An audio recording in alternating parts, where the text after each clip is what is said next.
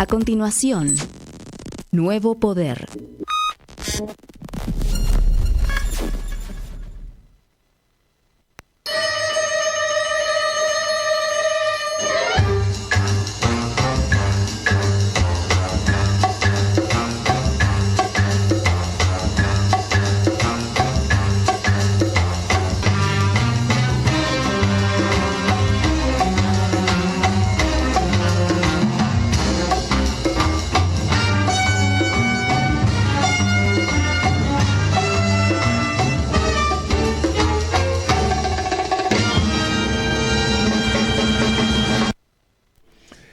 Bueno, estamos en el programa. Ya me olvidé. 284, 285. 284, mire. 284. No está Sonia y no sabemos contar, somos un desastre. Un papelón. Yo no sabía que habíamos pasado ya estamos los 280. Pisando los 300. Ahí en el. Vamos a hacer, saludamos nuevamente allá al Enterprise, la tenemos a Sonia, que está en la producción y también ahí en la tabla del mando, ¿cómo es? El puesto de comando de la Enterprise. En el puente de mando. Puente de mando puente del de Enterprise con Alberto y con Guillermo. Y aprovecho y saludo diciendo que es una hermosa tarde, muy linda tarde para santificar a Evita. Muy bien. Sí, ya te estaba extrañando. Sí, lo he pasado. Claro, no. Y va avanzando eso, ¿eh? Bien. Va avanzando. Sí. Me alegro mucho. Despacito, sin prisa, pero sin pausa. Bueno, y la carátula tenemos. Este es un programa que es en continuidad con el número 1. Este es el número 2, es como episodio 1, episodio 2, ¿viste? O capítulo, el número 2, sí. Sobre el problema de la ex Argentina y el ex peronismo. También rápidamente explicamos, nos estamos refiriendo a que el peronismo, como dijimos en el anterior, dejó de ser Maradona, ya no desafía al poder y por lo tanto cada vez desilusiona más a la gente por sus silencios, ¿no? Y el silencio del peronismo deja al imperialismo actuando solo. El que calla, otorga. Y los tipos hacen todo. Sí, claro. No. El que calla, otorga. Ni hablar ni pones el cuerpo. No. Entonces los tipos te hacen 8.000 goles y van a seguir ahí hasta que lo volteemos. Entonces, acá lo que estamos planteando, el tema de FATE, es un tema que tiene un capital simbólico que el peronismo tendría que estar llamando un congreso. Más o menos. Sí. Porque por ahí mucha gente no lo conoce, pero el grupo, mire que nosotros nos peleamos y pesado, ahora le voy a dar algunos números, lo van a escuchar ahí, porque vamos a hablar un poquitito y después vamos a reproducir un programa de 1h10, que hicimos hace cosa de un año, a raíz justamente de un reportaje que le habían hecho a Madanes. Exacto. Entonces nosotros lo escuchamos y fuimos complementando lo que él decía, dentro de nuestra contradicción con él, en el sentido de un empresario nacional que trata de proteger, es un tipo de guita, ya sabemos todo lo que... Pero no podés decir que porque es guita no tiene contradicciones. Fíjate, el tipo cierra la planta y ¿quién te pensás que va a vender los neumáticos que vendía él? Las multis. Claro. Se lo morfan. Como se fueron morfando todo, bueno.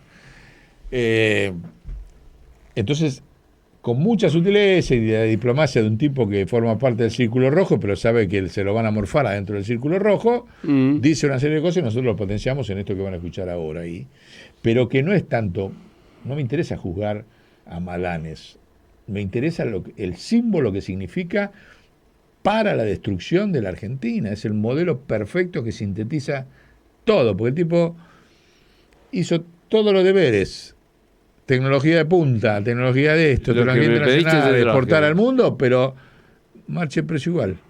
Claro. Porque el objetivo es otro. El objetivo es que la Argentina no tenga industria. Sea quien seas. Todo eso que dicen, no, la eficiencia, es todo mentira.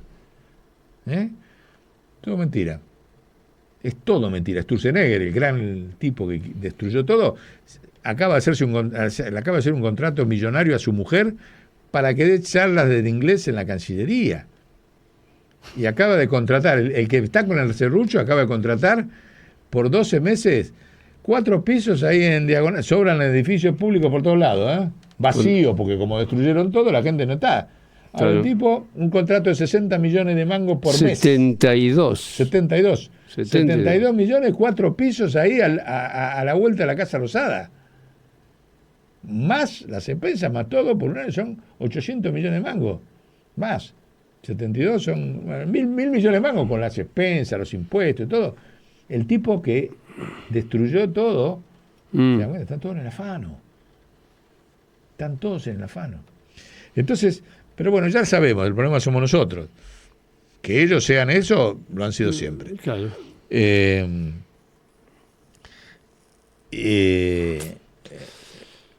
Y ahí hay no sé si lo tenés ahí, uno que aparece la Graciela Alfano con un militar en la... No te lo mandé ese, ¿no? Bueno, lo usamos para otro programa. En la dictadura. Pero, volviendo acá, ¿cuál es la utilidad de lo que tiene que hacer el pueblo argentino, no solamente el peronismo, sobre el caso Alvar? Volvemos a insistir acá, nosotros como Movimiento de Empresas Recuperadas, de los cuales el observatorio es un pedazo, el observatorio de la riqueza, sacó un documento público, si lo tenemos por ahí lo volvemos a poner, donde planteamos una estrategia en base a la experiencia. Hay que recuperarla de la misma forma que nosotros recuperamos Papelera Quilmes, la ex Mayú, que funcionó impecablemente durante casi 2 años. Primero hay que sacar esto, hay una pandemia industrial. Hay que hacer ya un congreso, porque es el símbolo, lo tenés. O sea, es una pandemia industrial, van todos atrás. Este año van todos atrás. Nosotros planteamos ahí crear una cooperativa de trabajadores de FATE y de Alvar también, porque Alvar también se la van a llevar puesta. Entonces ya preventivamente, nosotros con el Movimiento de Empresas Recuperadas, en muchos casos hicimos cooperativas preventivas porque ya veíamos que la empresa se caía. Entonces hay que hacerla ya, conjunta, del grupo económico. Incluso sentarse a negociar con Madanes. Che, mirá, queremos hacer una cooperativa con tus empresas. Yo le voy a pedir una reunión. Ahora porque nos conocen, porque nos hemos enfrentado en IMPA, hicimos una denuncia que está abierta ahí, y que hay que ampliarla ahora a que se determinen cuál es la cantidad de subsidios que tienen los neumáticos y el acero internacional que está destruyendo la industria en la Argentina. Esa misma denuncia que nosotros hacíamos por accionar monopólico, que era verdad, de Alvar contra las empresas chicas, bueno, ahora la reconvertimos, eso está en el Estado, tiene ya desde el año 2007, se imagina, no sé cuántos años, para 2 décadas tiene, pero el expediente está. Si no, lo presentamos ahí como una nueva cooperativa, a pedir que se determine, bueno.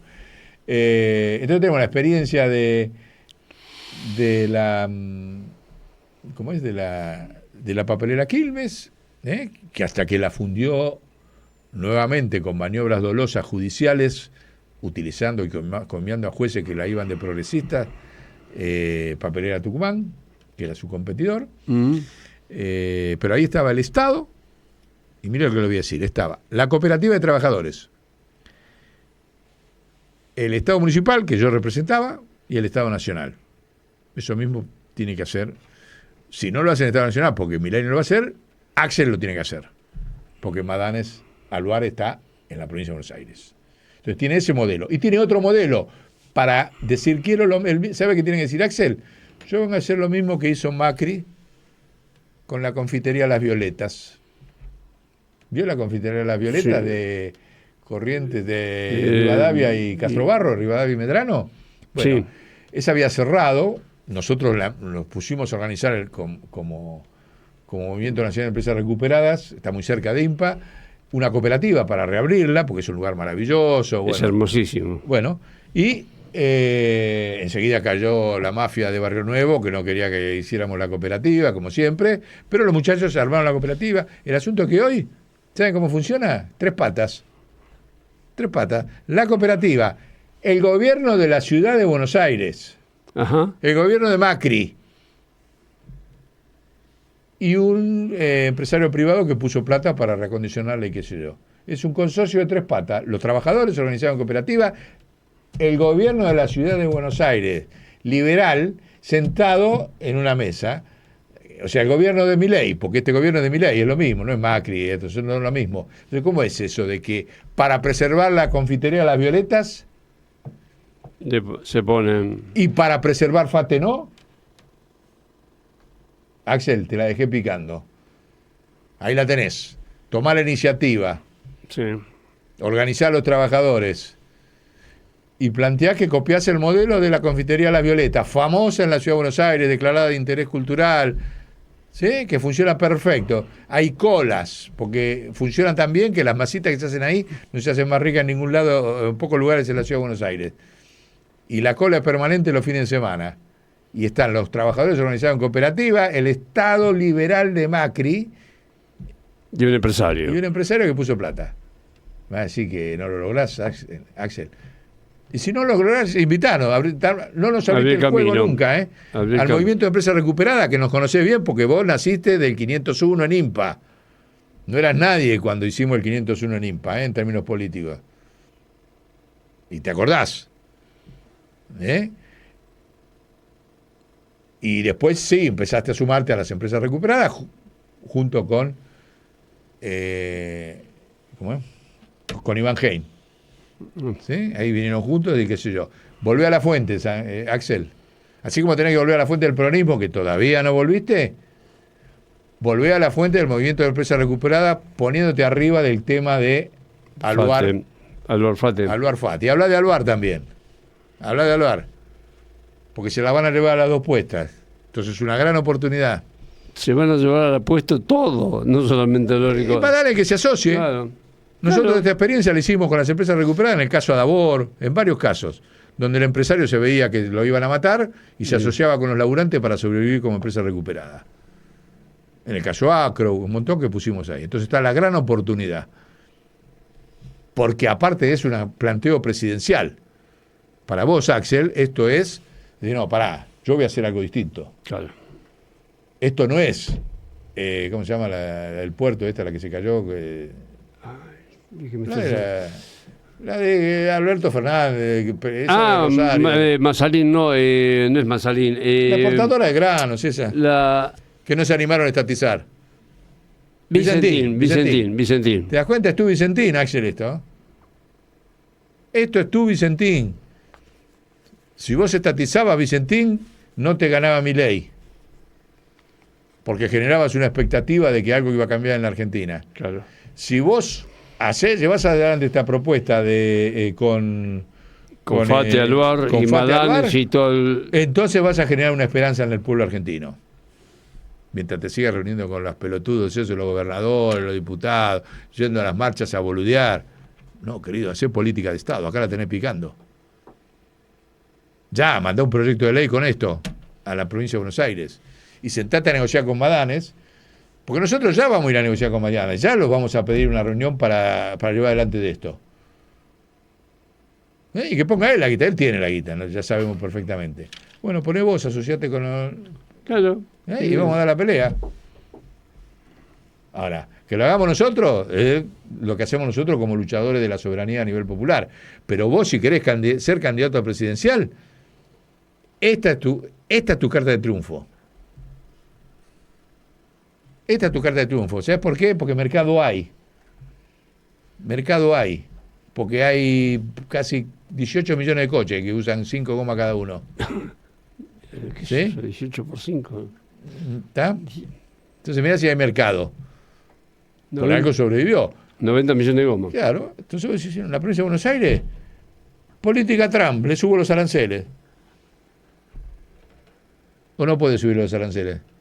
En la provincia de Buenos Aires a la importación de gomas. ¿Por qué no? ¿Quién te dijo que no podés? ¿Podés emitir una moneda? Y no te animás. ¿No vas a poder subir los aranceles de los neumáticos? No, señor. Y listo. Entonces hay montones de cosas para que poner. Hay que tener audacia. Esto no es academia ya, Axel. Si querés ser presidente no puedes ser académico. Tenés que ser Perón. Audacia, creatividad, iniciativa. Uh-huh. Enemigo claro, el imperio es el enemigo claro, o los multiimperios, porque Brasil también es multiimperio. Brasil se frota las manos. Y sí. Ah, qué lindo, ahora exporto toda la goma desde Brasil. No le importa a Trevelina, Lula, nada. ¿Te imaginás que no lo dejó entrar a Maduro? Sí, o sea, ya tiene asumido su rol de potencia industrial en América Latina y que desaparezca la industria de América Latina, de Argentina. A la de México no va a poder porque ahí es otra historia.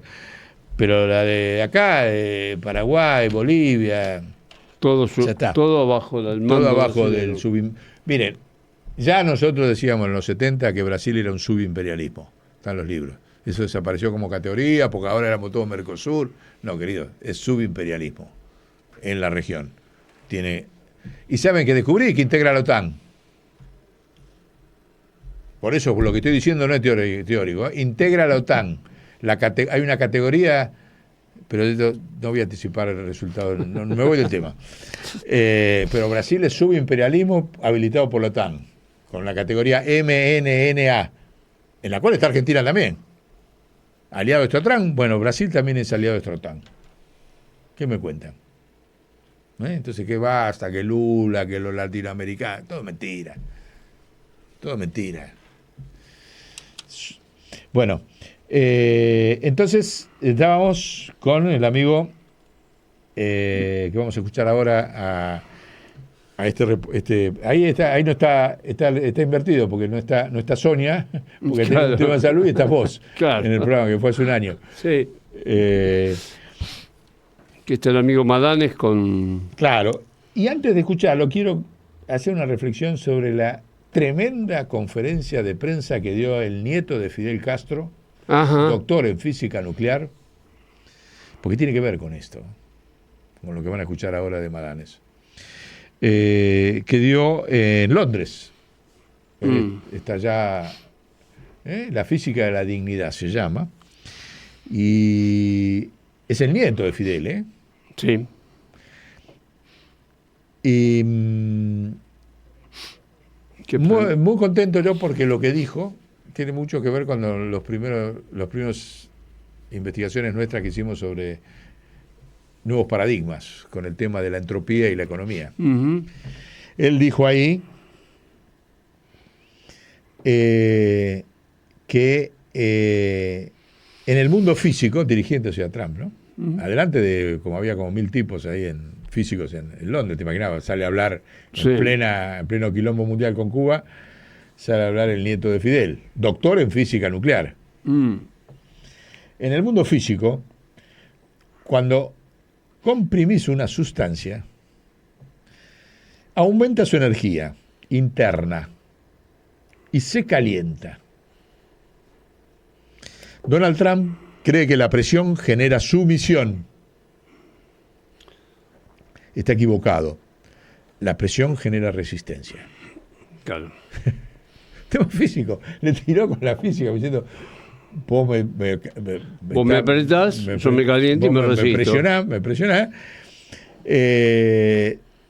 La verdad que me pareció muy contento de que utilizara, digamos, las categorías de la termodinámica, que es con la que nosotros empezamos a desarrollar los temas de paradigma para este conflicto, y después dijo, nuestras armas nucleares, por las cubanas, es una analogía, no destruyen ciudades, destruyen ignorancia. Palabras del nieto de Fidel. Y toda esta élite no solamente es obscena, es ignorante, la que gobierna el mundo.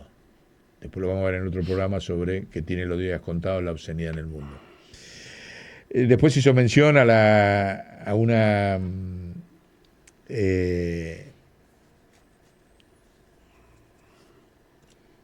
frase de Fidel, citó a su abuelo Fidel, que dice, la ciencia sin conciencia es la ruina del alma.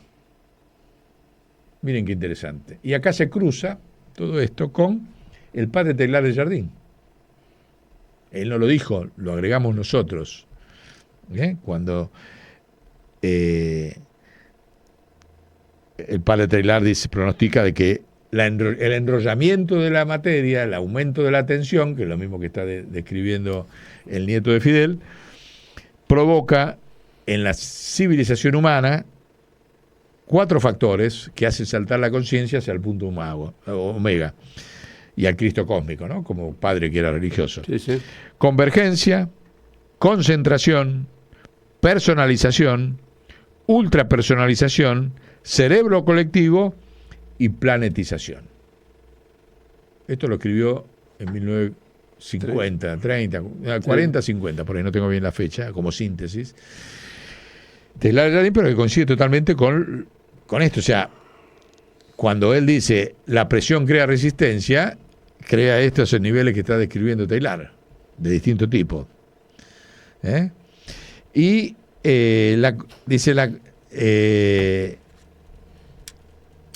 después, bueno, Teilhard no lo veis para acá, pero avanza por el lado de la conciencia humana.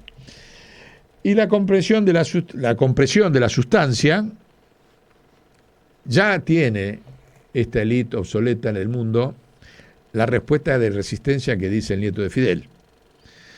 Por ejemplo, los pueblos no quieren guerra, no le creen a ningún sistema no hay ningún tipo creíble, no le creen a ningún medio de comunicación, que los medios de comunicación están replegados ahora a confundir.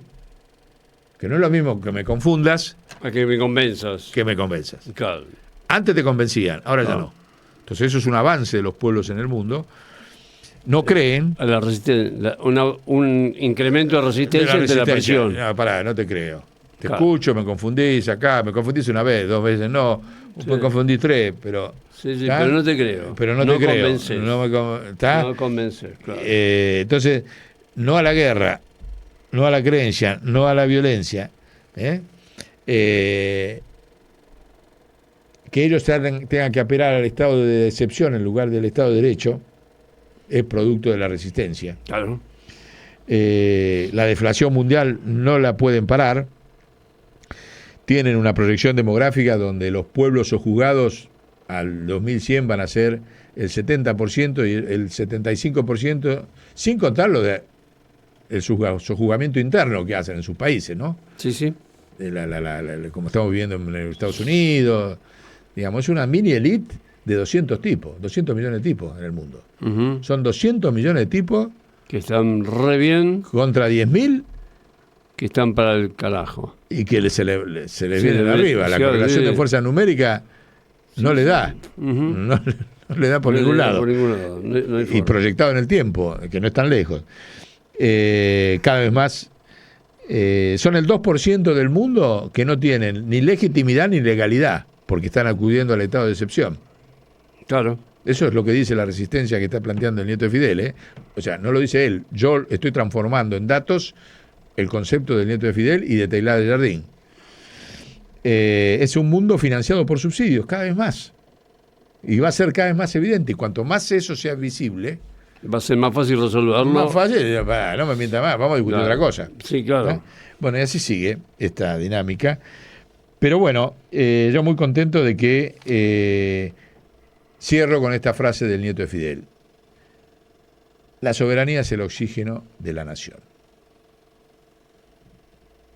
Así como dijimos, el peronismo dejó de ser Maradona, uh-huh. Volvamos a ser Maradona con el consejo que da el nieto de Fidel. La soberanía es el oxígeno de la nación. Estos tipos te están asfixiando, ¿no? Lo sabemos. No es que siempre vienen con la motosierra a destruir el Estado, viene a destruir la soberanía. Bueno, lo dejamos escuchando este programa de hace un año. Uh-huh. Y convocando a Axel a que lo escuche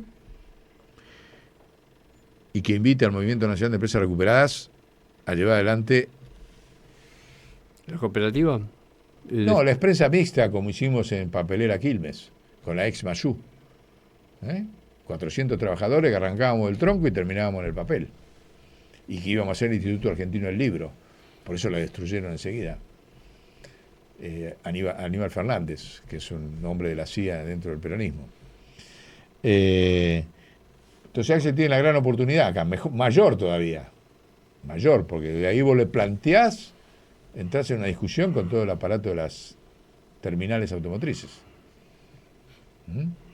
O sea, no solamente tenés el mercado de la reposición del neumático acá, sino la discusión de en qué términos. A ver, los neumáticos son el 0,7% del valor de un coche. No es que está trayendo la mitad de un coche, no. De lo que sale un coche, los neumáticos son el 0,7%. Y me decís, ¿cuál es el negocio porque los tipos van a seguir pagando el coche a ese precio, no es que le va a bajar el precio porque Aluar deje de producir.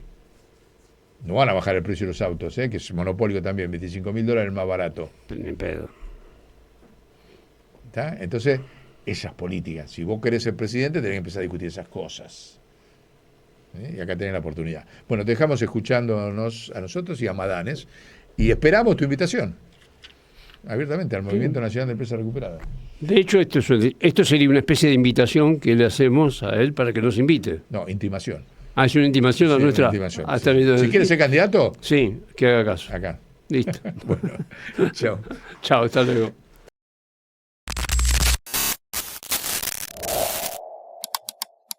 Hay otro punto común que tenemos los tres.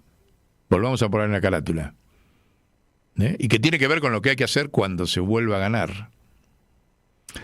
Los tres fuimos protagonistas activos, de un lado, del otro, y supuestamente Moreno como Estado, de la discusión sobre el abuso monopólico de Aluar sobre INPA y en el mercado del aluminio. Nosotros hicimos una denuncia que la tuvo en sus manos Moreno, como secretario de Comercio y presidente de la Comisión Nacional de Defensa de la Competencia, a cargo.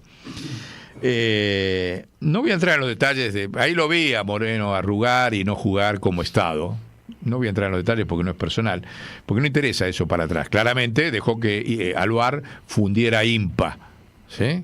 Como fundió a todas las empresas cadenas abajo del aluminio. A partir del monopolio de aluminio, integró, hizo desaparecer las 500 empresas de aluminio que había aguas abajo. De hecho, lo reconoce en su reportaje Madanes, cuando dice que él hoy vive de la exportación, porque todas las empresas pymes que están abajo se destruyeron. No dice que él algo tuvo que ver, pero en realidad es la política de Estado la que destruyó las pymes, aparte de sus abusos monopólicos. Pero, ¿qué es lo importante acá? Y acá voy a dar algo que presten mucha atención, porque central, se lo estamos planteando a Axel, vamos a ver si lo toma o no lo toma. No queremos que Axel sea otro Moreno, otro contenedor del peronismo. Esperemos que no. Es lo siguiente. Aluar, cuando nosotros hicimos esta denuncia, que es pública, denunciamos de que el Estado argentino le había dado toda la masa de subsidios para la cadena de producción del aluminio a Aluar, nada más. No le dio un subsidio al resto de las pymes, o de no pymes, o semipymes, que estaban, o empresas medianas, que estaban en la cadena del aluminio. O sea, hace 40 años que Aluar absorbe el 100% de los subsidios del Estado de todo tipo para la cadena de valor del aluminio y ni un subsidio para ninguna de las otras empresas. Ese fue el núcleo de nuestra discusión. Es más, se lo llevamos a Néstor Kirchner, siguió siendo igual, porque de hecho le dio más subsidios para que pasara de 250.000 toneladas a 470.000 toneladas de producción, y a nosotros que estábamos en la cadena abajo, 0 subsidio, y siguió tolerando de que esa parte de los subsidios que se da a Aluar permitiera destruir las pymes que estaban en el aluminio, cadenas abajo. Eso fue la historia, pero el tema para adelante, ¿cuál es? ¿Qué es lo importante de política de Estado? ¿Ustedes saben qué hace la Comisión Nacional de Defensa de la Competencia de Europa?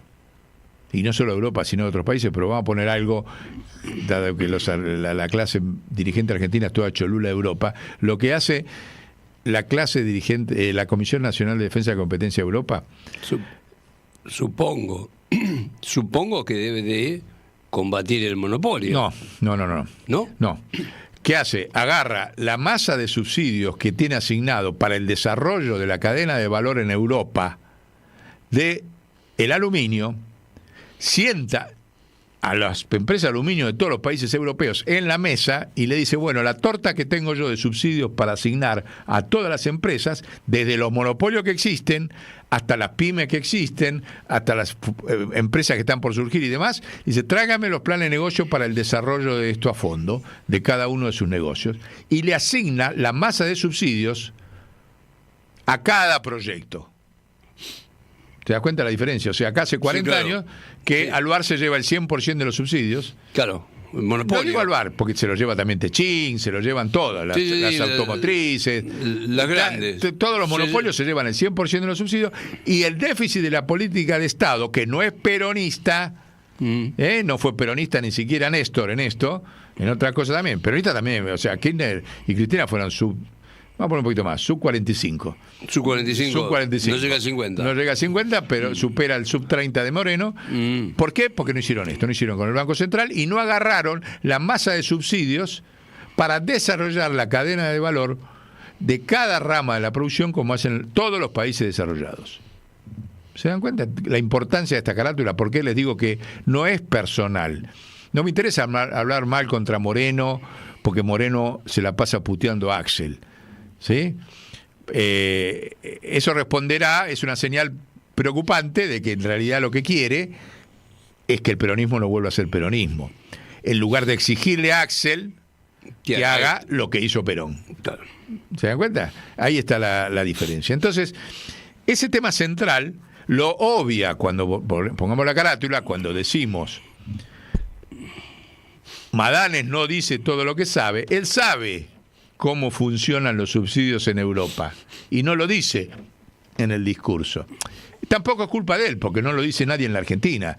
No lo dicen ni los políticos, ni los sindicatos, ni los movimientos sociales, ni los restos de la burguesía nacional, mucho menos lo van a decir ni hablar al Congreso, porque o sea, no sé si le da intelectualmente al Congreso para entender estos fenómenos, tal como estamos viendo que se desarrollan los debates sobre la ley de pasta base y RIGI y el RIGI y toda esa historia, ¿no? Sí. Pero hay que resignificarlo, RIGI, ¿no? Bueno. Sí, estoy tratando de pensarlo, ver qué podemos decir. Pero ese es el tema. Si vos, así como estamos diciendo, porque eso hacía Perón, eso hacía Perón. No es que estamos diciendo que en realidad la Comunidad Europea se copió de lo que hacía Perón. ¿Sabe qué hacía Perón con cada empresa que entraba en crisis? Industrial estratégica o expropiaba, la ponía en un órgano que también está olvidado para la memoria de los peronistas, que es la DINIE, Dirección Nacional de Industria del Estado, que era donde se llevaba adelante la política de subsidios para que se siga desarrollando. INPA, de hecho, formó parte de DINIE, pero también todas las empresas alemanas que expropió Perón.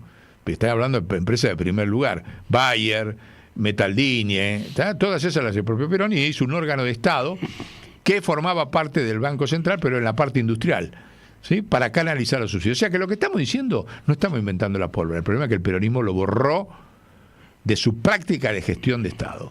Y lo sigue borrando hoy.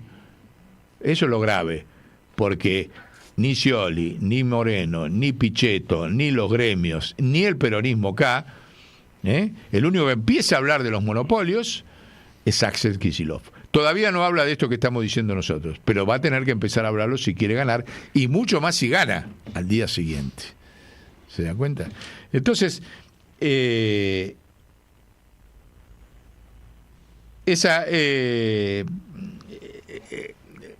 voy a una síntesis y vamos a pasar a escucharlo un poco a Madanes para ir.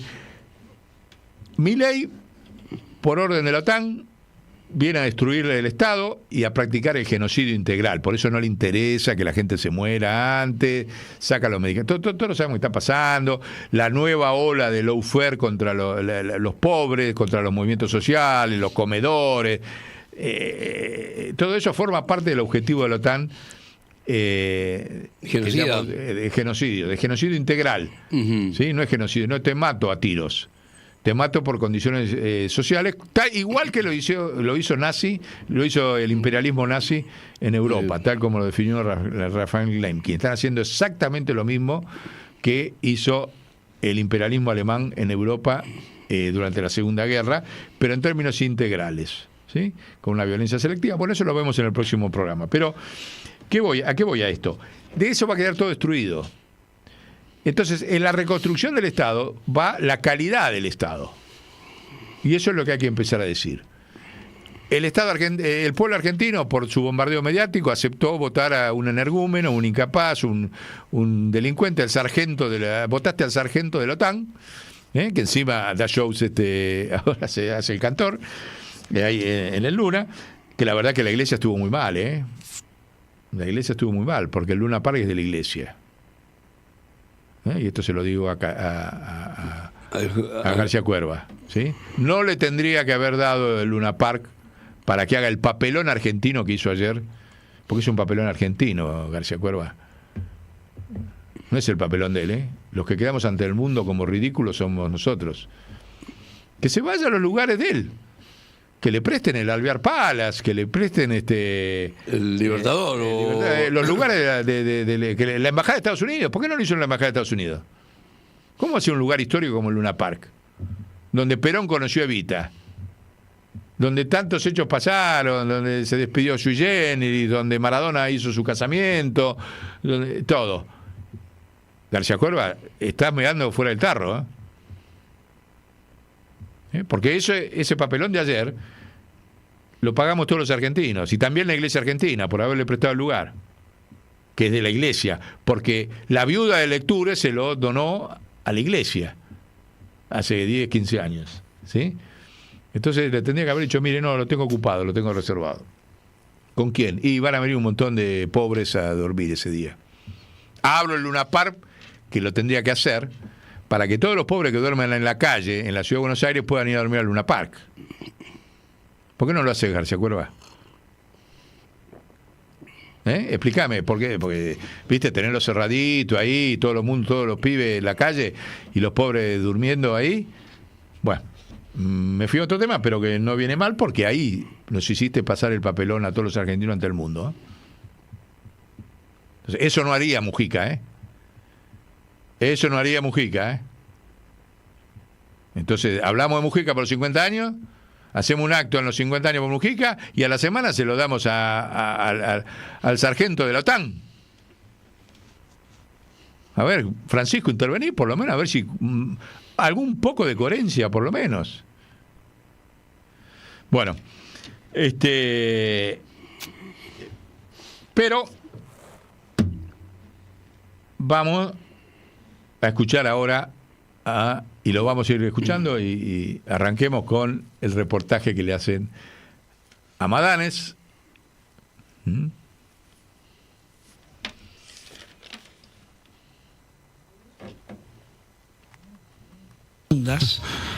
En la costa atlántica, y había que montar una planta de aluminio. Un poquito más te pedían mover una montaña, claro. Bueno, se hizo.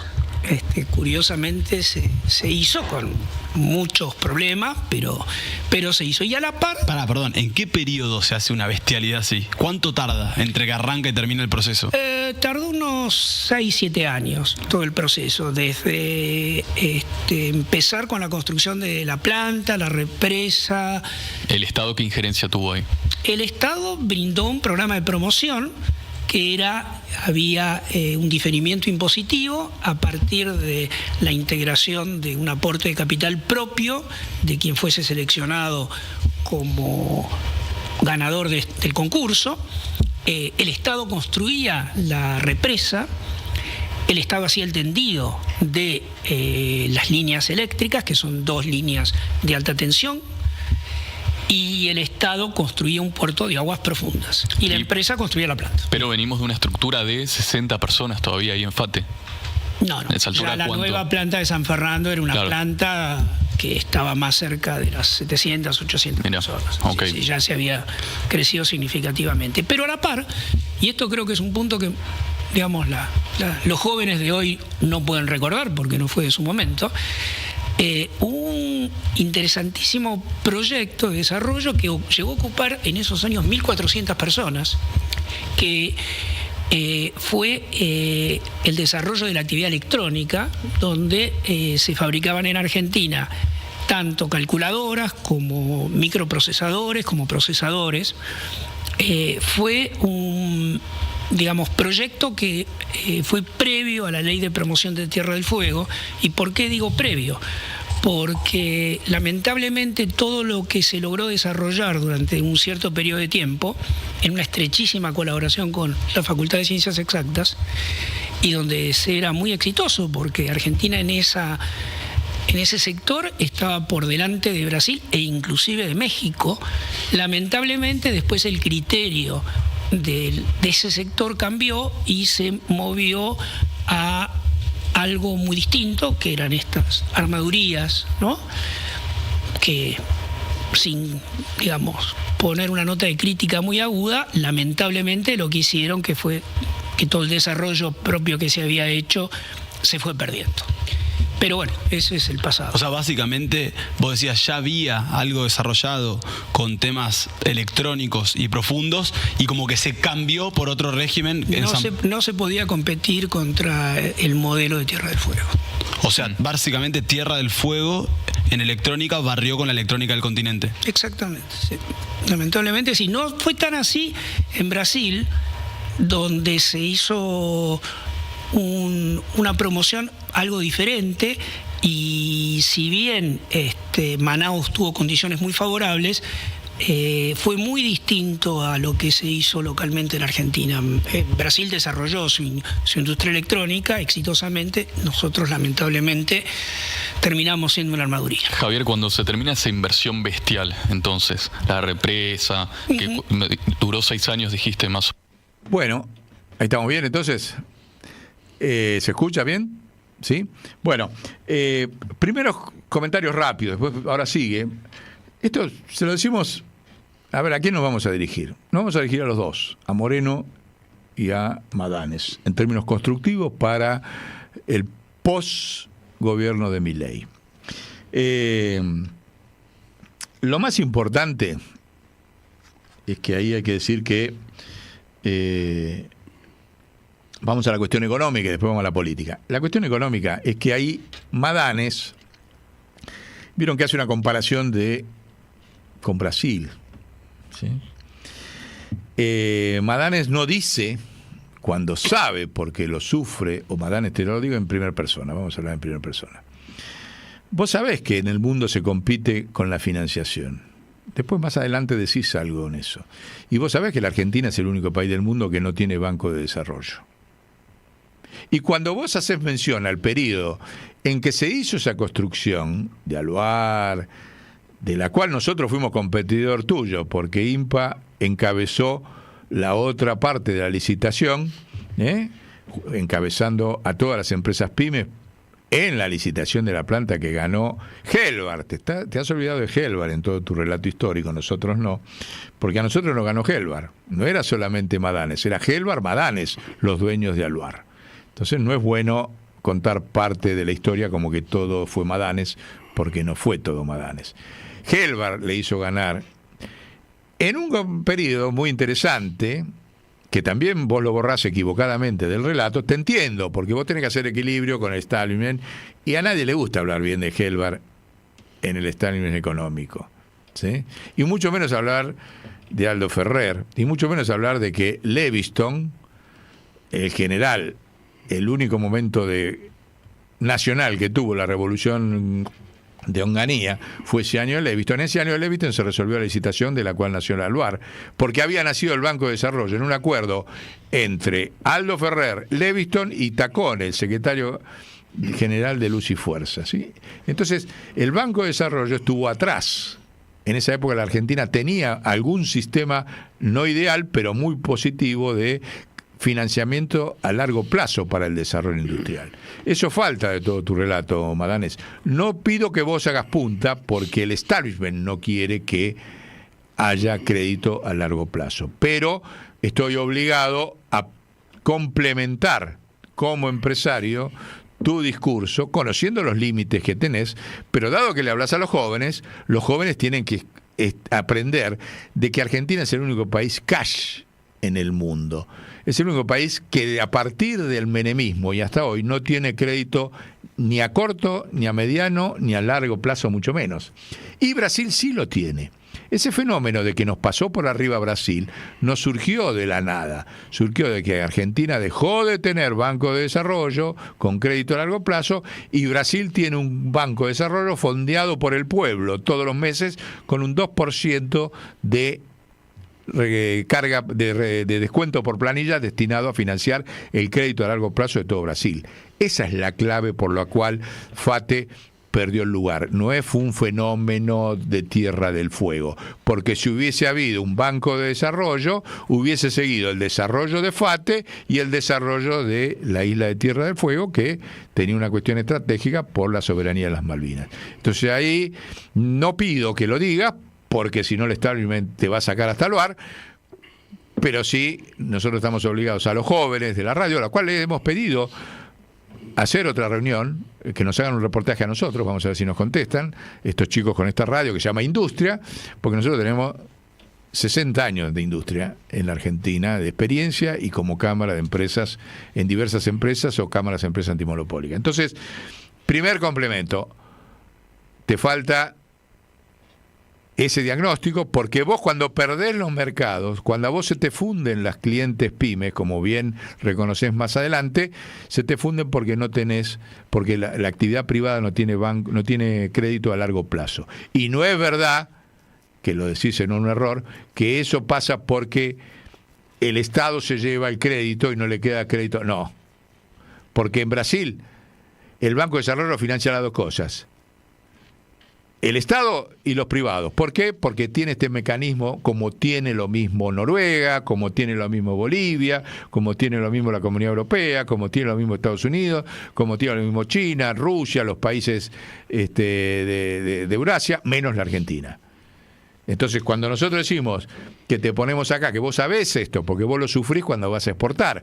Vos vas a exportar y te encontrás con exportadores que te compiten en el mercado internacional, que tienen un financiamiento de las exportaciones o un perfeccionamiento de inversión en capital para tener las máximas tecnologías, financiado a 30 años. Y vos no lo tenés ni a 10 días. Entonces vos sos víctima también. Por eso no te ataco del todo.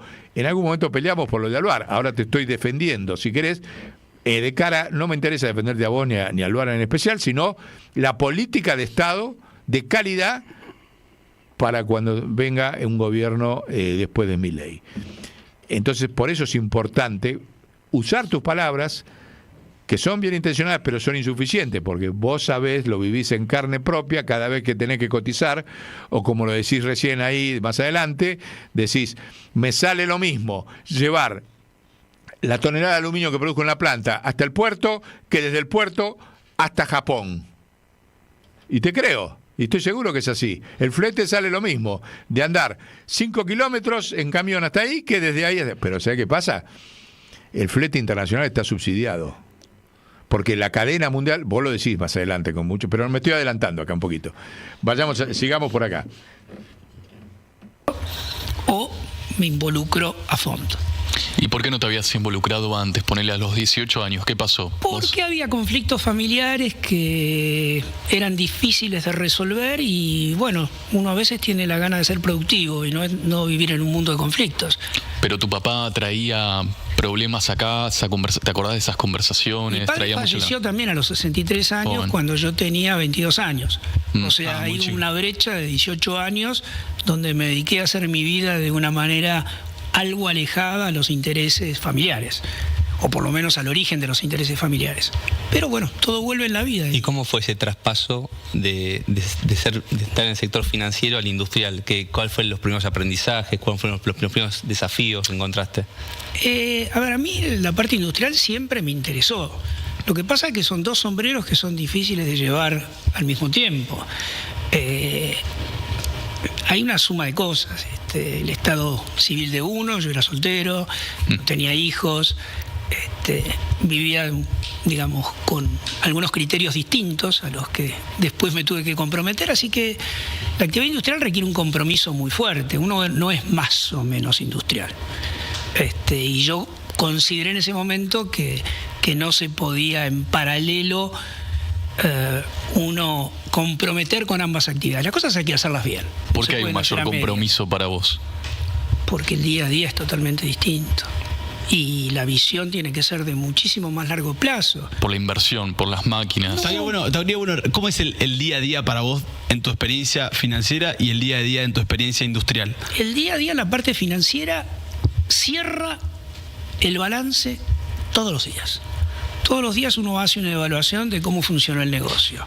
Y uno está hasta abierto al otro día a retirarse. Es como la noche en un casino. Claro. uno puede retirar las fichas y se puede ir. Yo no vi en el sector industrial que exista algo parecido. Por el costo hundido. Por el costo porque hundido. No se puede, porque hay otra responsabilidad social. Hay más apego a la comunidad también en la que estás con los. Bueno, hay gente, hay fierros. En el sector financiero no hay nada de todo eso. Es otro mundo. No lo critico, cuidado. Uno aprende mucho. Pero es difícil convivir con ambas cosas. No, es una cosa o la otra. Yo quiero entrar en tu cabeza en esa etapa, ¿no? Uh-huh. Yo también estoy en un proceso, hace 1 año y medio me toca ser CEO de una... Bueno, interesante, porque él ahí reconoce de que una cosa se maneja en el día, y en el día, como dice, timbeo, me sale bien, me voy, es un casino. Y eso está gobernando la Argentina desde 50 años. No cambió nada. Desde la ley de la genocidio, de la dictadura, que creó ese sistema financiero donde él fue operador, como reconoce, hace 50 años que la Argentina es una timba diaria. Y también reconoce que lo contrario, que es producir bienes, requiere un pensamiento a largo plazo, lo mismo que venimos diciendo antes, pero él no dice ahí. Él tendría que decir, pero ya lo disculpamos porque sabemos que le funden al UAR si llega a plantear la reconstrucción del Banco Nacional de Desarrollo. Pero dice que la industria requiere otros plazos. En ese sentido, el campo, como los tiempos del campo son 3 meses, fíjense, la Argentina está atrapada por una timba diaria, como reconoce un operador de un tipo inteligente como es él, diaria, un casino diario, hace 50 años que los maneja un casino. En general sabemos que los casinos, la mayor parte de la gente que va pierde. Están para eso. Muy poco, están para eso. Bueno, sí. Es lo que nos está pasando en Argentina. ¿Por qué nos empobrecemos? Porque la política la maneja el casino financiero. Después te viene el campo. Que el campo invierte un poquito, pero a los 6 meses cosechó y ya está. No tiene un horizonte de tiempo. Puso la semillita, a los 6 meses nació, salió más, porque llovió menos, qué sé yo, cosecha más, cosecha menos y se acabó. O sea, el horizonte mental del campo son 6 meses. Entonces tenemos el poder real diario, el poder del campo en la Argentina, 6 meses el horizonte de tiempo, y él mismo te está reconociendo que la industria necesita por lo menos un quinquenio. Los planes de Perón eran quinquenales. Los planes de China son, y miren el resultado que tienen, son quinquenales. Los planes de la Comunidad Europea son decenales. ¿Sí? Fíjense en la diferencia de tiempo, ¿no? De planificación y de concepción. Eso es un aspecto muy rico que dice él, y que se demuestra en síntesis el déficit argentino. Porque nos gobiernan los tipos de todos los días. Después lo de la industria, que atrás van los laburantes, los industriales, como no hay planificación ni instrumentos financieros, terminan cerrando todo, y esa es la causa de que haya 60% de pobres, subempleo, todo lo que ya sabemos. Y encima los estigmatizan, como hace este gobierno genocida, que ahora está en una nueva etapa de lawfare social contra los pobres y demás. Sigamos escuchando, pero veamos ahí la utilidad de la experiencia de Madanes. Desafiante, esto hay que mirar mucho más en el tiempo, y también, bueno, cuando uno ya va teniendo familia, también mira qué es lo que uno pretende, no digo dejar, porque creo que la imposición a los hijos es el peor error que uno puede cometer, pero proponer. Yo prefiero proponerles formar parte de la economía real. Pero en ese volver a empezar, ¿encontrabas a tu papá y a tu abuelo? Me encuentro todos los días. ¿Todos los días? Sí. ¿En qué? En cada baldosa, o sea, lo ves porque son los que lo empezaron, te sentís contento de haber podido sobre esa base, haber podido construir algo más importante, respetar algunas pautas culturales del pasado. La Argentina ha cambiado mucho en estas décadas. La burguesía argentina o el sector privado argentino era un referente a nivel mundial. La desnacionalización de la economía argentina en las últimas 4 o 5 décadas ha sido monstruosa, lo cual para mí es un problema, porque yo respeto muchísimo la inversión extranjera, pero es muy diferente la conversación con un CEO de una compañía multinacional instalada en Argentina, con alguien que tiene una trayectoria de larga data en Argentina y que ha vivido todos los procesos de cambio que tuvo la Argentina. No es ni mejor ni peor, es distinto. Pero yo me parece que si solamente fomentamos ese proceso de desnacionalización, bueno, es una responsabilidad que al menos yo no quiero asumir. ¿Te estás refiriendo un poco al RIGI? No, el RIGI es otra cosa. El RIGI es algo que hay que ser cuidadoso desde donde se lo mira, porque promover las inversiones creo que es algo fundamental. Ahora bien, el tema es hacerlo con equidad. Y cuando entramos a discutir la equidad es donde es muy difícil el tratar de entender qué es lo que no desbalancea la oportunidad que se le da a los demás. Esa es una discusión que no sé si se está teniendo en este momento, o se tiene conciencia de que se esté teniendo en este momento en el Parlamento.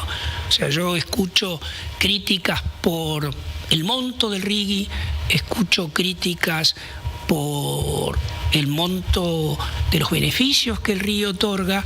Ahora, yo no he escuchado demasiadas observaciones con respecto a la equidad. ¿Por qué todos no tenemos la misma oportunidad de invertir? Y a veces siento que hay un cierto menosprecio al capital nacional, que no es de este gobierno, esto viene desde hace muchos años. Es como que muchas veces se identifica el capital nacional como algo abusivo, codicioso, pero se lo desacredita en muchos casos sin entrar en profundidad en analizar todos los factores que hacen que la Argentina haya entrado en un camino de retroceso hace muchos años. Es un país no competitivo, eso lo sabemos todos. Ahora la pregunta es, ¿por qué no es competitivo? Exacto, ¿por qué? Y bueno, no es competitivo porque hemos armado un monstruo, hemos armado un Frankenstein, no digo que voluntariamente, pero es difícil que se pueda ser competitivo en un país donde el sector no formal hoy está entre el 40 y el 50% de la economía. Es difícil ser competitivo en un país donde la ecuación fiscal tiene que ser cerrada o tratar de cerrar en función de esos parámetros. Es difícil ser competitivo en un país que tiene el dudoso honor de ser uno de los únicos países, mejor dicho, el único país que grava las exportaciones industriales. Es difícil eso, muy difícil. Solo para repasar, vos cuando hablabas recién de la informalidad, lo que estás queriendo decir es, si el 50% de tu economía es informal, vos tenés que sostenerte con ese 50%, por ende los pocos privados que pagamos muchos impuestos. Sí, exactamente. Creo que si hacemos la cuenta de si la economía estuviese absolutamente transparentada, me parece que la cuenta fiscal sería otra y el peso fiscal sería otro. Y yendo al caso, por ejemplo, del aluminio, ¿no? ¿Qué hace que el costo de... Bueno, hay mucha tela para cortar en esto. Sí. Voy a hacer rapidito. Me parece muy lindo la parte romántica cuando se recuerda a sus abuelos y su padre como fundador de la empresa. Entiendo también que, por lo que ya dije, la figura más conflictiva que tuvo la Argentina fue Helbar, y que no se acuerde todos los días igual que su papá. Lo entiendo, y su papá como fundador del fenómeno. Sin Helbar, Alvar no nacía. Pero bueno, Helbar, fíjense que es el único argentino que murió expatriado. Expatriado no, expatriado estás afuera de tu patria. No, apátrida, perdón. Le sacaron la nacionalidad argentina, sí, como apátrida. Helbar fue el que empleó en Alvar al general Prats, que fue el que defendió a Allende del golpe de Pinochet y que después mató la Operación Cóndor en la Argentina. Era un empleado de Alvar cuando era el ministro Helbar, y inmediatamente que se vino del exilio a la Argentina, lo empleó Alvar, lo empleó Helbar en Alvar. Pero entiendo que eso sea muy pesado, porque ni siquiera los políticos, no podemos pedirle a Madanes que haga lo que no hacen los políticos. ¿Se dan cuenta? Porque Ni siquiera eso hicieron en 40 años de democracia, de recuperar la identidad de Helbar como argentino, legal, y lo mantenemos como una deuda pendiente.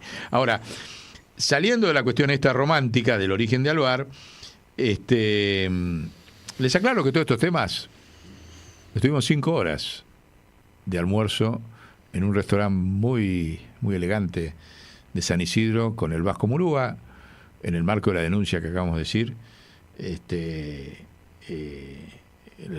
Voy a decir el nombre total, La Rosa Negra. Estábamos Madanes, Eduardo Murúa y yo, tratando de ver si podíamos llegar a alguna solución del conflicto entre Alvar e INPA.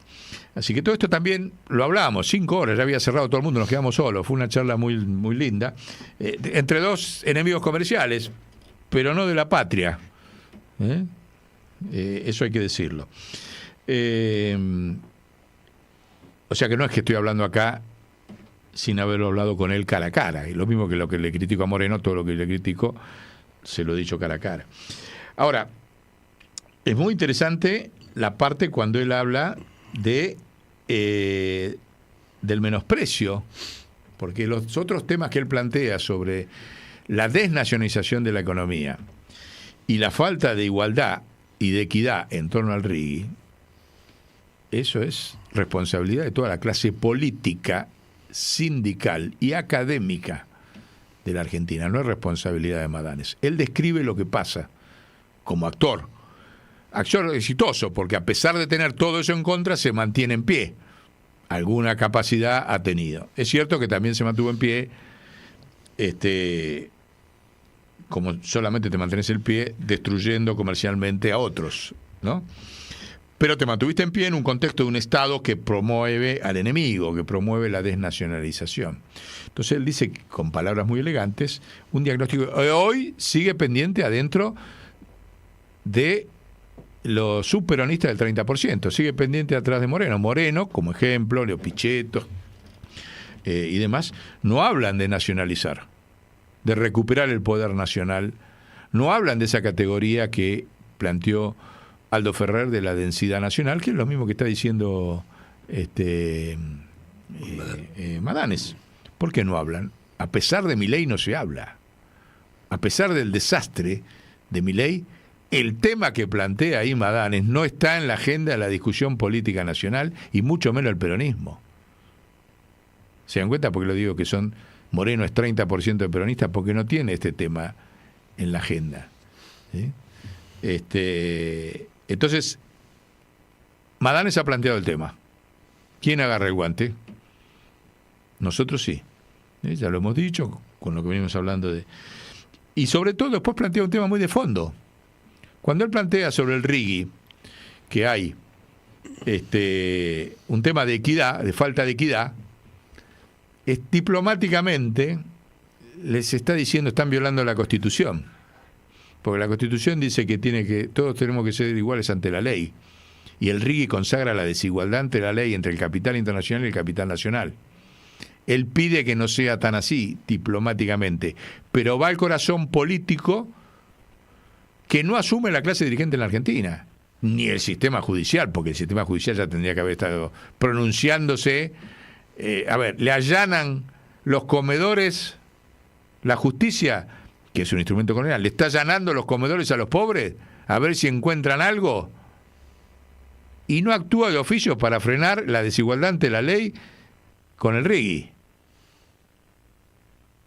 ¿Hay escándalo, hay corrupción mayor que esa de todo el sistema judicial? Con toda la sutileza lo plantea Madanes, o sea, está 1000 veces arriba del sistema judicial y 200.000 veces arriba del sistema político, ese concepto que él dice con toda diplomacia, ¿sí? Y hay un artículo por ahí, no sé si lo tenés, de Mendoza, no sé si te lo mandé, que habla el gobernador Cornejo, que acepta que esto es así, pero no importa. O sea, acepta de que hay que ser desiguales entre el capital internacional y el capital nacional. Dice que está bien que se viole la Constitución para tratar de que venga algún capital que no va a venir encima. Y lo dice Cornejo abiertamente, o sea, no importa si no tenés el capital, el artículo, porque eso está publicado en los diarios de Mendoza, reconoce, vamos a violar la Constitución, consagrando la desigualdad ante la ley, pero no importa. O sea, lo que un empresario nacional dice está mal, el gobernador... Ahí está. ¿Ve? En un encuentro que demuestra la pobreza intelectual de toda la clase dirigente argentina, se formó la mesa de gobernadores del cobre, pensando que con la aprobación del RIGI van a venir inversión del cobre acá. Ahí atrás está Manzano, está toda la runfla de siempre. Entonces se creó esa mesa y lo ponen como gran nota. Y por lo cual salen a apoyar el RIGI. Y en esa nota dice abiertamente que está bien que haya desigualdad ante la ley. Lo dice Cornejo y lo aprueban todos los gobernadores de esa liga. De esa liga del cobre. Y una vez que se apruebe la desigualdad ante la ley, no va a venir un peso para ninguna inversión de cobre ni de litio, porque ya lo dijimos en otro programa, la deflación de precios del litio, que pasó de $28.000 la tonelada a 12.000 y va camino a estar en 6.000, ¿qué inversión va a venir?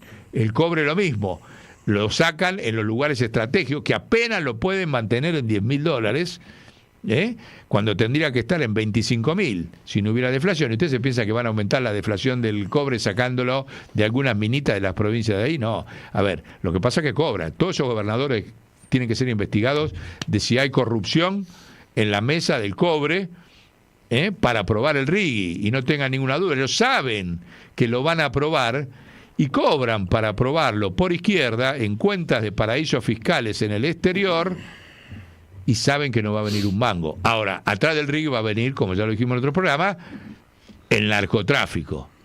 El único negocio que no está deflacionado en el mundo es el narcotráfico, ¿sí? Pero encima está eso, ¿cómo el sistema judicial no traba el RIGI por lo que dice Madanes de la desigualdad ante la ley? Bueno, sigamos viendo todas las puntas con diplomacia que puede decir un empresario que necesita sobrevivir en el mercado y que el resto de la sociedad argentina no asume. O sea, a mi ex enemigo comercial, Aluar contra INPA, hoy lo estoy defendiendo a muerte. Que no quiere decir que no sigamos con esa contradicción, pero bueno, esa es otra historia. Sigamos. En las últimas décadas hemos logrado tener esa visión. Yo creo que, a ver, por ejemplo, para salir de la coyuntura, sí, yo creo que en septiembre del 2018 se cometió un tremendo error. ¿Por qué? Porque en septiembre del 2018 es cuando se instala la retención a los productos industriales, con un criterio absolutamente fiscal, mientras Argentina incrementa su endeudamiento como forma de sostener el tipo de cambio. ¿Cuánto tiempo se aguanta con una política de ese tipo? O sea, ¿te resuelve el problema de la coyuntura? Sí, puede ser que te lo resuelva, pero de largo plazo el costo que se paga es tremendo. O sea que hay un montón de ejemplos de que no hubo tal proteccionismo industrial en la Argentina. Es que depende de donde uno lo mire. A ver, yo creo que hay que trabajar a balances abiertos, y tanto proteccionismo existe, y tan codicioso es el empresario privado en Argentina. Bueno, las pymes debieran estar nadando en dinero. Yo no las veo nadando en dinero. Ahí, primero que me parece un gran ejemplo el que diste, y segundo también queriendo sacarte la coyuntura y yendo a lo que a nuestro experto Pedro le gusta, geopolítica. ¿Cuál es tu lectura de lo que está pasando en el mundo? Y en este mundo en el que estamos, ¿qué oportunidades ves para la Argentina y qué amenazas ves para la Argentina? Yo lo que veo es que Occidente está perdiendo una batalla. No sé si está perdiendo la guerra, pero está perdiendo una batalla. Y hay que ser muy cuidadosos en materia de las alianzas geopolíticas en un escenario de ese tipo.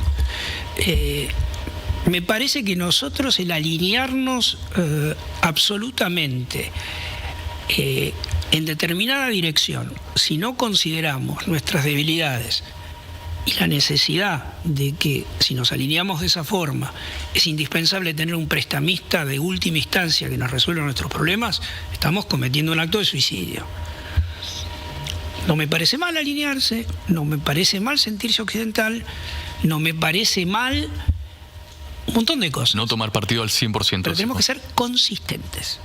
hacemos una cosa, tenemos que hacer lo que permite implementarla. A ver, caso concreto de esta época. Queremos tomar una distancia con Asia, concretamente con China. Ahora, a China le debemos mucho dinero. ¿Qué vamos a hacer con eso? ¿Alguien nos va a venir a resolver el problema? ¿Lo vamos a tener que resolver solos? ¿Cómo va a funcionar? Tenemos inversiones hechas, y creo que de buena fe, por el gobierno chino en Argentina, como por ejemplo las represas hidroeléctricas, que están a un 25 o 30% de ejecución de obra, donde ya se acumula un pasivo del orden de los 3 a 4 mil millones de dólares, y que haría falta más de 10 mil millones de dólares para terminarse. ¿Qué vamos a mandar eso a costo hundido? ¿Vamos a generar un conflicto comercial de largo plazo? ¿Cómo lo vamos a resolver? Bueno, yo creo que todas esas preguntas merecen una respuesta. Claro, ¿y qué rol le damos a la energía como país? ¿Es algo estratégico? ¿Es simplemente un bien económico? Bueno, dos aportes rapiditos sobre esta parte del discurso de Madanes. Una pregunta. ¿Es un Helvar latente lo que él dice él? No lo personalizo, en que él pueda hacerlo, pero cuando él plantea que hay que trabajar a balances abiertos, es exactamente lo que nosotros estamos planteando que hay que hacer con la matriz de insumo-producto del Banco Central. Balances abiertos significa que el Estado argentino conozca los costos reales en pesos de su producción. Entonces está diciendo lo mismo, él lo dice desde la cuestión económica y nosotros lo decimos desde la cuestión macroeconómica. Más al final del reportaje, él dice, el problema es que no hay macro sin micro y no hay micro sin macro. Eso es la única forma de que sea política de Estado, eso que se dice al final, es con la matriz de insumo-producto y los balances abiertos de las multinacionales, de los bancos, de todas las empresas, como plantea acá Madanes. Otro punto de coincidencia muy importante, nosotros le damos una dimensión de política de Estado, él lo hace desde la cuestión empresarial. Después plantea el tema sobre la cuestión geofinanciera y llega a decir, Occidente está perdiendo la batalla, lo que nosotros venimos planteando, el retroceso comercial de todos los países miembros de la OTAN, él lo está poniendo como una realidad, donde dice hay que manejarse como intentó hacer Perón. O sea, Perón cuando vino, no se olviden lo que dijimos en otro programa, la Argentina tenía 24 millones de personas cuando llega Perón en el 73, y saca un montón de leyes con el 90% del apoyo de diputados, no propios, sino los radicales y el partido intransigente en el Congreso, que pone al revés la ecuación de lo que está hoy, de lo que viene denunciando él en el programa. Pone al capital nacional por arriba del internacional. Hay leyes que privilegian la situación de nacional en materia impositiva, financiera, etcétera, etcétera. Esas son las leyes de Perón en el 73. ¿A dónde apuntaba con eso Perón? No era que lo hacía solamente por una cuestión ideológica o de soberanía nacional, desde luego que lo hacía, pero apuntaba a lo que le estaba haciendo Helvar. Helvar le estaba abriendo la puerta de 1.000 millones de consumidores en los países socialistas que estaban bloqueados por Occidente. Estamos hablando de Cuba, estamos hablando de Rusia, estamos hablando de China, estamos hablando de Vietnam. Helvar rompió todo por instrucciones de Perón. Fue el gran canciller que hizo esto mismo que está diciendo él ahora acá. Dice, nos estamos alineando con Estados Unidos cuando la tendencia mundial viene de otro lado. Entonces, con mucha diplomacia y con algunos ejemplos, dice lo mismo, pero lo que está diciendo él ahí es lo mismo que hizo Perón y Helvar, adaptado a hoy, en el 73. Y es todo lo contrario de lo que dice que hay que hacer Moreno hoy. Porque Moreno quiere, como subperonista al 30, apoyar y alinearse únicamente con Estados Unidos. A mí me lo dijo cara a cara. Entre las varias discusiones que tuvimos, cuando él era secretario de Comercio y Cristina dijo vamos a una sintonía fina, nosotros fuimos con el Barba Gutiérrez, que era intendente, y yo que era secretario de Industria, con 1.200 pymes en el municipio de Quilmes, a plantear, bueno, ¿cómo vamos a hacer la sintonía fina? ¿Vamos a armar esto? Eso todo no me interesa, todo así. Le planteamos la idea de la matriz de insumo-producto, dice, no, yo esto lo manejo con 5 tipos acá, lo llamo. Toda esa berretada, porque es muy berreta el planteo económico, porque no tiene escuela económica, Moreno, no tiene escuela económica. O la tiene la de la UADE. Bueno, es lo mismo. Es lo mismo, ¿no? Bueno, la UADE es de Techín. Claro. O sea, tiene escuela monopólica de Techín. La UADE es Techín. Y por eso él no ataca nunca ningún monopolio. Y la comisión de... Pregúntale al Pepe Batela, que era el presidente de la Comisión de Defensa y Competencia, las guerras a muerte que lo terminaron haciendo renunciar con Moreno.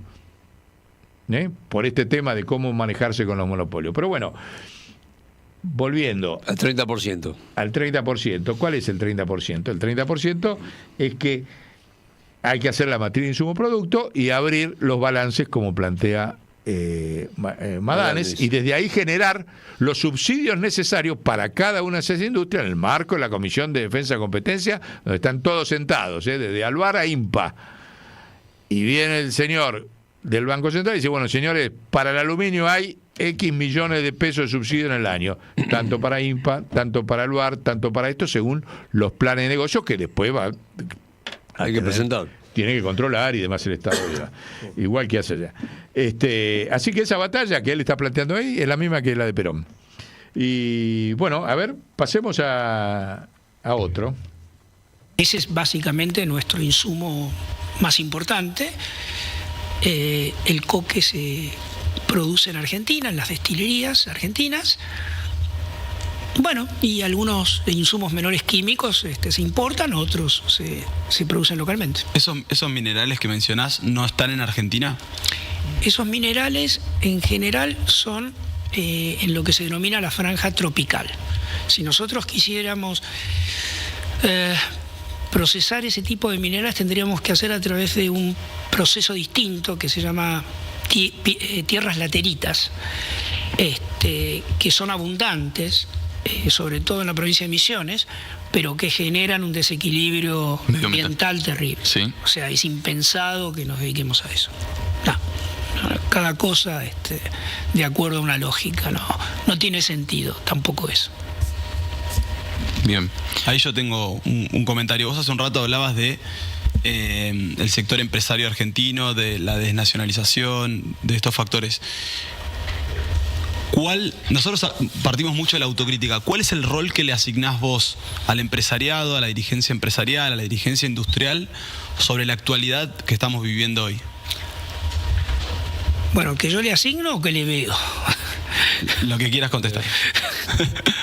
Yo le veo muy poco rol, prácticamente insignificante. ¿Sí? Sí, me gustaría asignarle un rol mucho más protagónico. Creo que se ha perdido, creo que hay un error en las agrupaciones empresarias que viene ya desde hace larga data. Yo he sido muy crítico en su momento, hasta te diría me cansé de pelear el tema. Son directorios de asiento. ¿Qué sería eso?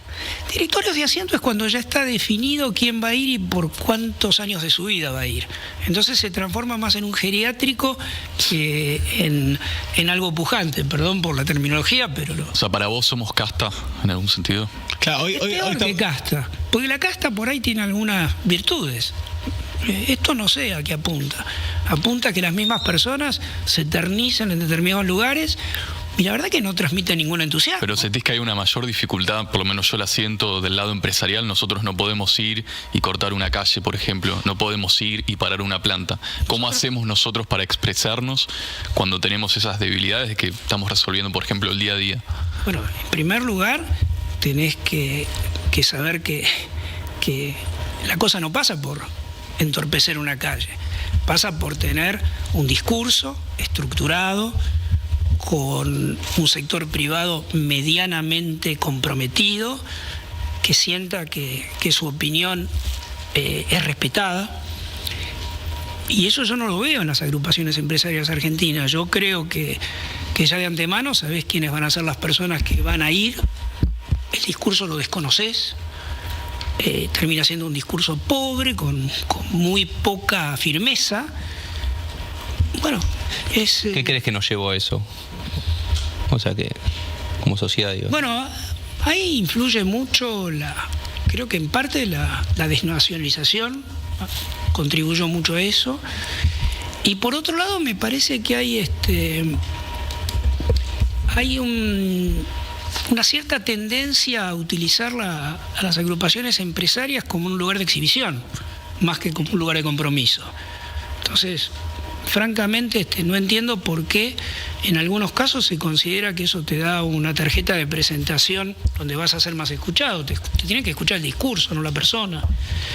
Y también hay un tema de cambio generacional. Las agrupaciones empresarias se han avejentado. Cuando digo geriátrico es por eso.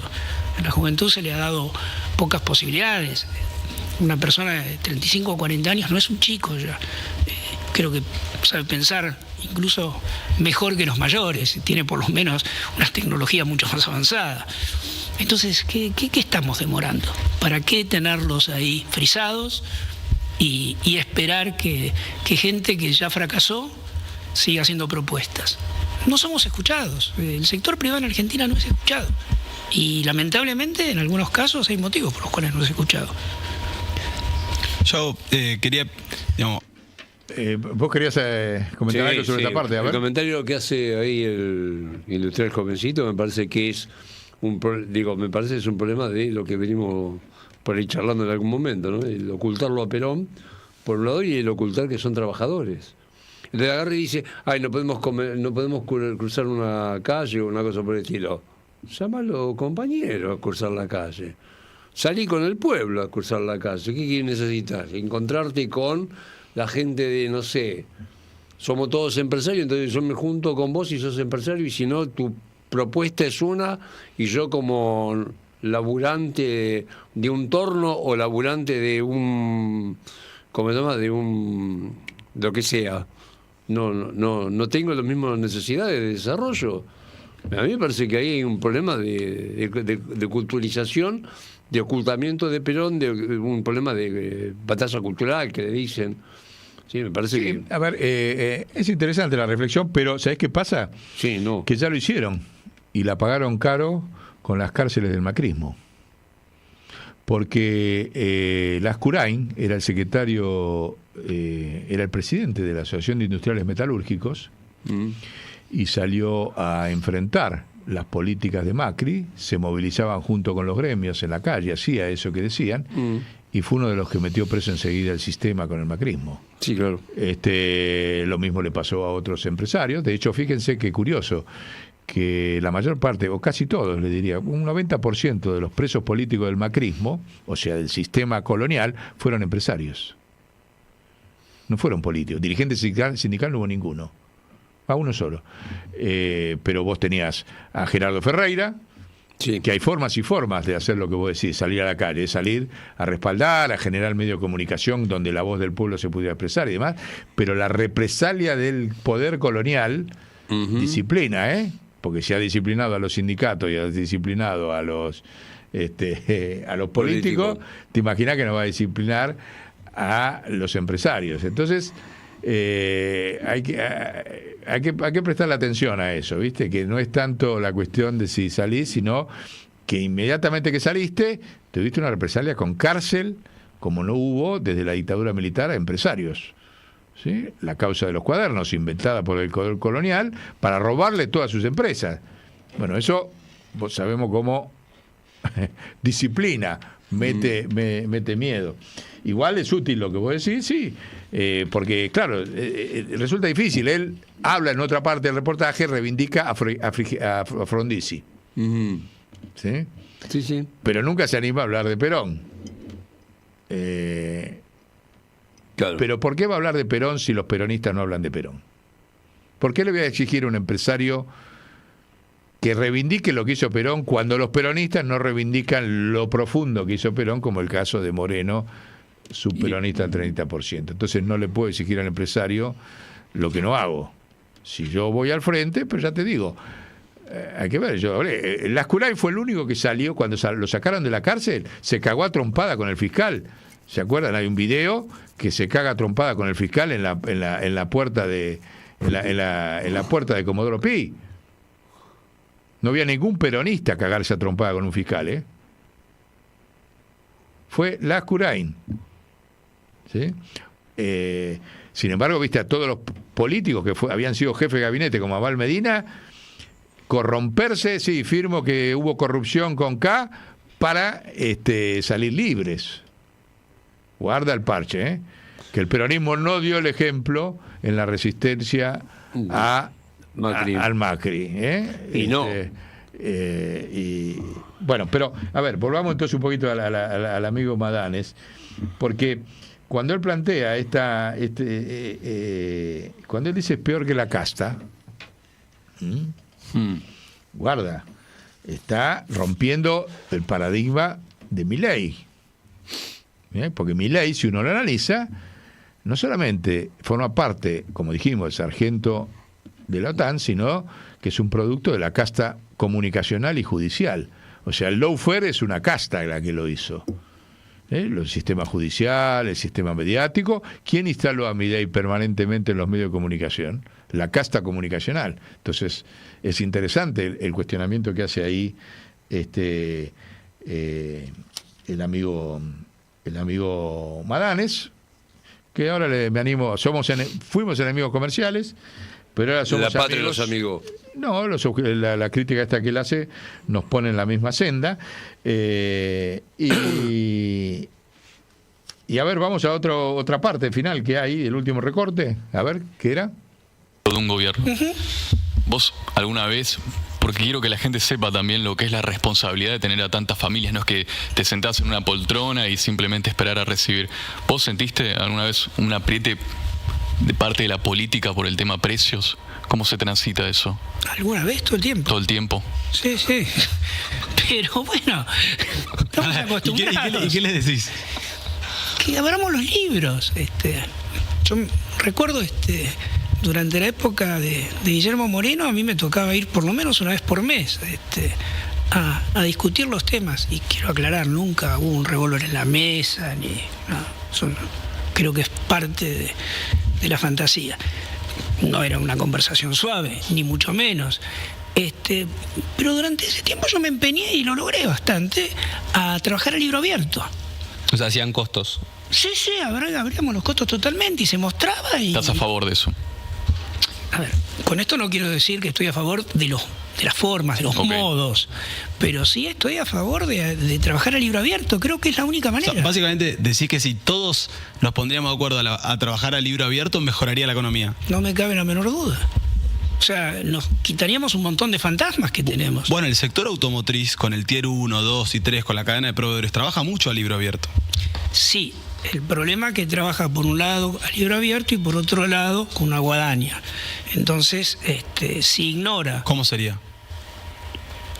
Ha basado su competitividad en exprimir al límite el potencial de los proveedores. Lo cual lo entiendo, porque es una filosofía internacional. Pero muchas veces desconoce que los proveedores tienen problemas de estructuras de costos muy graves. Y lo único que hemos ido logrando en eso es una pérdida del valor agregado local. Hoy en día el promedio de componente importada en un auto debe estar en más del 70%. O sea, ¿qué somos? ¿Una armaduría? ¿Qué valor agregado, qué balance de divisas podemos aspirar a tener en esas condiciones? Bajo. Y no nos hemos preocupado mucho. Bueno, a ver, ahí es muy interesante cuando él plantea nuevamente el tema de la matriz de insumo-producto, que Moreno no hizo mientras fue secretario de Comercio, que tenía todos los elementos para hacerlo. Él la plantea desde la micro, que Iván Hein quería hacer. Iván Hein quería hacer la matriz de insumo-producto para llevar adelante el planteo que él dice. Dice, con el libro, cuando se acaben las mentiras sobre que el dólar es la causa de la inflación, se acabó el problema. Se acabó el problema. Indirectamente lo está diciendo. Cuando pones al libro abierto, ahí va a salir qué incidencia real tiene el dólar en el precio de cada producto. Así que ahí está nuevamente Madanes adelante de lo que está la clase política argentina, académica también, porque la academia nunca lo dice esto. Lo que dice Madanes no lo dice la academia políticamente. Después critica la parte de la guadaña. Fíjese, cuando habla de guadaña. ¿Y eso? Y eso es que las multinacionales presionan a sus proveedores hasta que lo destruyen y lo sustituyen por importación. Yo lo viví como funcionario de secretario de Industria cuando vino la fábrica principal de radiadores en la Argentina, 400 trabajadores con tecnología de punta en Quilmes, y la cerraron porque decidieron en el plan internacional que los traían desde Polonia y desde México porque allá había más masa de subsidios que lo que había en la Argentina para producir, y cerraron. Entonces, por eso ellos somos una armaduría, porque las multinacionales manejan un plan internacional en función de los subsidios que le da cada estado y destruyen a sus proveedores. Es lo que está planteando ahí, por eso habla de la guadaña. Ahora, para terminar, porque ya se ha hecho, creo que muy rico y muy dinámico, muy lindo. Muy lindo. Vamos con una invitación al amigo Madanes. No a Moreno, porque Moreno tendrá que, esperemos que escuche este programa, seguro que lo va a escuchar. Lo habíamos invitado, ¿no? Varias veces a que venga, no se animó a venir, sigue invitado. Varias veces a la secretaria yo. Bien, no quiso venir, va por todos lados menos a Nuevo Poder, cuando nos conocemos hace 30 años. Pero bueno, yo creo que por ahí si, se libera y viene o escucha esto, pero no me interesa Moreno, me interesa Madanes. Nosotros saben que impulsamos para esta política de llevar adelante la política que decimos en la materia financiera y monetaria, que el directorio del Banco Central en el próximo gobierno nacional tiene que estar encabezado por los factores nacionales. ¿Sí? Lo venimos diciendo, sociales, políticos, culturales, empresariales, etcétera. Así que creemos que Madanes, con su experiencia, cuando hace el planteo del tipo de cambio único, bueno, toda la serie de consideraciones, su experiencia en las dos patas de la mesa, su experiencia internacional de cómo se disputan los mercados, su experiencia, porque tampoco vamos a decir que no sabe fugar capitales, así que a esta altura lo podemos invitar a una... ¿cómo sería? Una mano para evitarlo. Sí, una especie de, como cuando Jesús lo sacó a Zaqueo, que lo bajó y lo reconvirtió. Sí, bueno, nosotros estamos diciéndole a Madanes que se baje del árbol y que se suba al árbol nacional en un lugar estratégico. Sería muy importante que, y le lo decimos abiertamente, así como le estamos planteando a Gustavo Carrara, el obispo de los pobres, que se siente en directorio del Banco Central en el próximo gobierno, le estamos diciendo ahora que empezamos la campaña para que Madanes, dada su experiencia financiera e industrial, se siente en el directorio del Banco Central para transformarlo en Banco de Desarrollo con los lineamientos que hemos dicho hasta ahora. Va a ser muy interesante la dinámica entre Gustavo Carrara y Madanes. Por ahí, para esa altura, ya Moreno aprendió un poco de lo que fue la economía peronista, y también puede ser que lo pongamos ahí, no diría en el directorio, porque hay que seguir probándolo, pero en alguna gerencia del Banco Central puede estar.